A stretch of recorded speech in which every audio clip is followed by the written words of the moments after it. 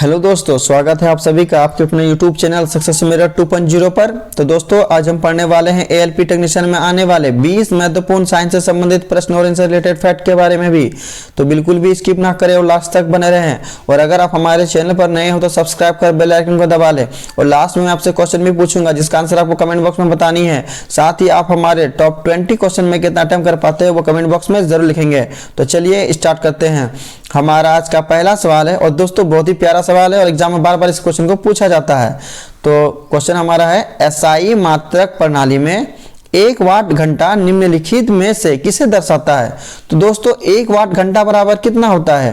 तो 1 वाट घंटा बराबर हमारा होता है 62 × 60 बराबर कितना हो जाता है दोस्तों, हमारा 3600 हो जाता है दोस्तों। यानी इसका सही उत्तर हमारा हो जाएगा ऑप्शन नंबर डी, 3600 जूल। 1 वाट घंटा बराबर हमारा होगा दोस्तों 3600 जूल हो जाएगा।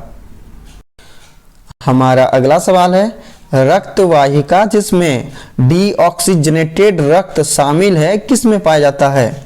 तो रक्त वाहिका जिसमें डीऑक्सीजनेटेड रक्त शामिल है वो किस में पाया जाता है दोस्तों। इसका सही उत्तर हमारा हो जाएगा ऑप्शन नंबर बी, फुफ्फुसीय धमनी। फुफ्फुसीय धमनी में डीऑक्सीजनेटेड नामक रक्त शामिल होता है। और दोस्तों किसी भी प्रश्न का उत्तर अगर आपको पहले से मालूम हो तो कमेंट बॉक्स में जरूर लिखेंगे। हमारा अगला सवाल है, कौन से कोशिका अंग अंतः कोशिकीय पाचन में मदद करते हैं और कोशिका के आत्मघाती वेग के रूप में जाने जाते हैं। तो इसका सही उत्तर आप हमें कमेंट बॉक्स में बताएंगे दोस्तों, ये बहुत ही इंपॉर्टेंट सवाल है। तो इसका सही उत्तर क्या हो जाएगा हमारा option number D, lysosome. Lysosome में दोस्तों यह एक अंतः कोशिकीय पाचन में मदद करता है, साथ ही इसे आत्मघाती थैली के रूप में भी जाना जाता है। हमारा अगला सवाल है, प्रति सेकेंड इकाई क्षेत्रफल से गुजरने वाली ध्वनि ऊर्जा की मात्रा को ध्वनि का डैश कहा जाता है, यानी क्या कहा जाता है। तो प्रति सेकेंड इकाई क्षेत्रफल से गुजरने वाली ध्वनि ऊर्जा की मात्रा को क्या कहते हैं। तो इसका सही उत्तर हो जाएगा हमारा ऑप्शन नंबर बी, तीव्रता। ध्वनि की तीव्रता कहा जाता है प्रति सेकेंड इकाई क्षेत्रफल से गुजरने वाली ध्वनि ऊर्जा की मात्रा को। और दोस्तों आज हम जो आपको टॉप 20 क्वेश्चन बता रहे हैं ये सारे के सारे इंपॉर्टेंट और आपके एएलपी टेक्नीशियन में आने वाले प्रश्न हैं। तो बिल्कुल भी स्किप ना करें और लास्ट तक बने रहें। और अगर आप हमारे साथ लास्ट तक बने रहते हो तो ये आपके एग्जाम के लिए बहुत ही यूजफुल होगा। हमारा अगला सवाल है, निम्नलिखित में से किस कारण से हाइड्रोजन गैस के स्थान पर गैस के गुब्बारे में हीलियम गैस का उपयोग किया जाता है। तो दोस्तों क्वेश्चन हमसे पूछना चाह रहा है कि जो गुब्बारे में हम गैस भरते हैं वो हाइड्रोजन के बजाय हीलियम को क्यों भरते हैं। तो इसका सही उत्तर हमारा क्या हो जाएगा दोस्तों, ऑप्शन नंबर ए इसका सही उत्तर हो जाएगा। हीलियम गैस गैर दहनशील होती है। चूंकि दोस्तों हाइड्रोजन दोस्त हमारा क्या होता है, बहुत ही दहनशील गैस है। जैसे ही उसे गुब्बारे में भरेंगे दोस्तों वो ब्लास्ट हो जाएगा। परंतु हीलियम हमारा हल्की भी होती है और ये दहनशील गैस नहीं है, जिसके कारण गुब्बारे में हीलियम गैस को भरा जाता है। हमारा अगला सवाल है, अल्फा कण किसके द्विआवेशित आयन होते हैं। तो अल्फा कण किसके द्विआवेशित आयन होते हैं। इसका सही उत्तर हमारा क्या हो जाएगा दोस्तों, option number C, helium. Helium के द्विआवेशित आयन को अल्फा कण कहते हैं। और दोस्तों लाइक और शेयर जरूर कर दिया करेंगे, जो भी आपके दोस्त एएलपी टेक्नीशियन की तैयारी करते हैं उन्हें शेयर जरूर कर दिया करेंगे। हमारा अगला सवाल है, और दोस्तों आज के आज देख रहे हैं कि आज सारे क्वेश्चन ही बहुत इंटरेस्टिंग है दोस्तों, बहुत ही प्यारा सवाल है और एग्जाम में आने वाला सवाल है दोस्तों। तो बिल्कुल भी स्किप नहीं करना है और सभी प्रश्नों को अच्छे से देखना है और उन्हें नोट डाउन जरूर करेंगे दोस्तों। जो भी एएलपी टेक्नीशियन की तैयारी करे वो अपने बुक में इसको नोट डाउन कर लेंगे। ये सारे प्रश्न आपके एग्जाम के लिए बहुत ही इंपॉर्टेंट प्रश्न है। निम्नलिखित में से कौन मस्तिष्क के साथ केंद्रीय तंत्रिका तंत्र का निर्माण करता है। तो इसका सही उत्तर आप हमें कमेंट बॉक्स में बताएंगे दोस्तों। तो इसका सही उत्तर क्या हो जाएगा कि कौन मस्तिष्क के साथ केंद्रीय तंत्रिका तंत्र का निर्माण करता है।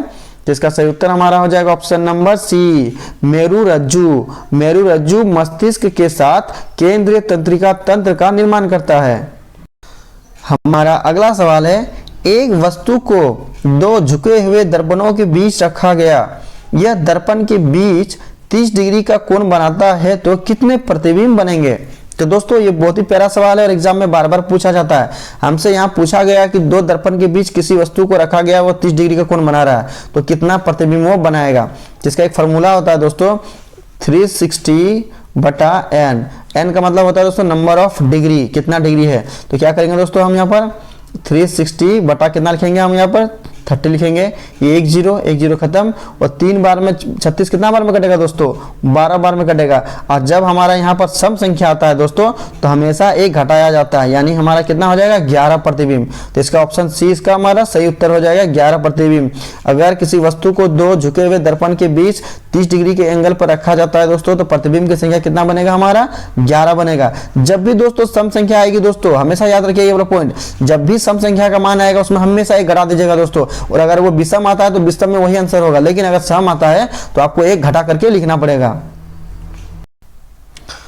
हमारा अगला सवाल है यूरेनियम विखंडन की श्रृंखला प्रक्रिया को जारी रखने के लिए आवश्यक कण कौन सा है। तो यूरेनियम के विखंडन में जो प्रक्रिया होती है दोस्तों उसको जरूरी रखने के लिए या जारी रखने के लिए कौन सा कण आवश्यक होता है। तो इसका सही उत्तर हमारा क्या हो जाएगा दोस्तों option number C neutron. Uranium विखंडन की श्रृंखला को जारी रखने के लिए दोस्तों न्यूट्रॉन के कण का आवश्यक होती है। हमारा अगला सवाल है जब गेंद फर्श पर गिरती है तो वह उछलती है, ऐसा किसके अनुसार होता है। तो दोस्तों जब किसी फर्श पर कोई गेंद गिरता है दोस्तों तो जमीन से टकराने के बाद वो क्या होता है दोस्तों वो उछलता है। तो यह किसके कारण होता है। तो दोस्तों चूंकि गेंद जब गिर रहा है फर्श पर तो हमारा एक क्रिया हो रहा है, लेकिन जैसे ही वो फर्श पर टच करके जब वो ऊपर उछलता है तो वहां पर क्या हो रहा है दोस्तों हमारा विपरीत क्रिया हो रहा है। तो ये कौन सा नियम धारण करता है दोस्तों, तो हमारा ये न्यूटन का तीसरा नियम को धारण कर रहा है, यानी ऑप्शन सी हमारा इसका सही उत्तर हो जाएगा। न्यूटन की गति के तीसरे नियम के अनुसार जब एक गेंद को फर्श पर गिराया जाता है तो क्रिया के प्रति विपरीत क्रिया होती है, जो गेंद टकराने के बाद ऊपर हमारा उछलता है, जिसके कारण इसे हम लोग क्या बोलते हैं न्यूटन थर्ड लॉ मोशन बोलते हैं। हमारा अगला सवाल है उस सोडियम यौगिक का नाम बताएं जिसका उपयोग जल की कठोरता को अस्थायी रूप से दूर करने के लिए किया जाता है। तो दोस्तों जल की अस्थायी कठोरता को दूर करने के लिए किसका प्रयोग किया जाता है। तो इसका सही उत्तर हमारा हो जाएगा option number C sodium carbonate. Sodium carbonate का प्रयोग जल की अस्थायी कठोरता को दूर करने के लिए किया जाता है। हमारा अगला सवाल है किस वैज्ञानिक अर्थात चिकित्सक ने पहली बार टीकाकरण की शुरुआत की थी। तो इसका सही उत्तर दोस्तों क्या हो जाएगा कमेंट बॉक्स में लिखेंगे, ये बहुत ही प्यारा सवाल है और इंपॉर्टेंट सवाल है। तो इसका सही उत्तर हमारा हो जाएगा option number C Edward Jenner. Edward Jenner ने दोस्तों पहली बार टीकाकरण की शुरुआत की थी। हमारा अगला सवाल है कौन सा सोडियम यौगिक अपनी परिरक्षक क्रिया के लिए विभिन्न वस्तुओं जैसे सलाद सॉस ड्रेसिंग अर्थात पेय पदार्थों में सबसे लोकप्रिय योजक है। तो दोस्तों किस पदार्थ का प्रयोग हम लोग सॉस में सलाद में ड्रेसिंग और पेय पदार्थों में लोकप्रिय योजक के रूप में करते हैं। तो इसका सही उत्तर हमारा हो जाएगा option number D sodium benzoate. Sodium benzoate का प्रयोग दोस्तों खाद्य पदार्थों के परिरक्षक के रूप में किया जाता है। हमारा अगला सवाल है फ्यूज के कार्य करने का सिद्धांत क्या है। दोस्तों बहुत इंपॉर्टेंट सवाल है। तो फ्यूज के कार्य करने का क्या सिद्धांत है दोस्तों।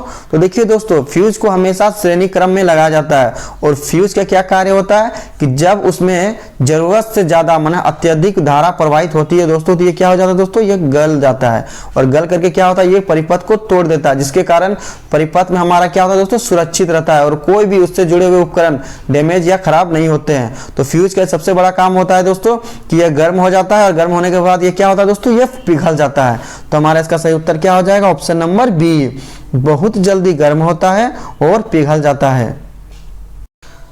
हमारा अगला सवाल है एल्केन एल्कीन और एल्काइन निम्नलिखित में से किस तत्व का संयोजन है। तो दोस्तों बहुत ही इंपॉर्टेंट सवाल है एल्केन एल्कीन और एल्काइन किस तत्व का संयोजन है।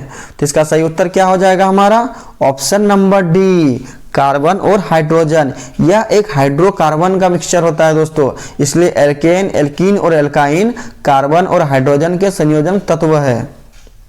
हमारा अगला सवाल है निम्नलिखित में से कौन सा कीमती पत्थर एक तत्व से बना है ना कि एक यौगिक से।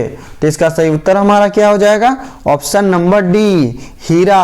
हीरा दोस्तों एक तत्व से बना है यौगिक से नहीं बना है।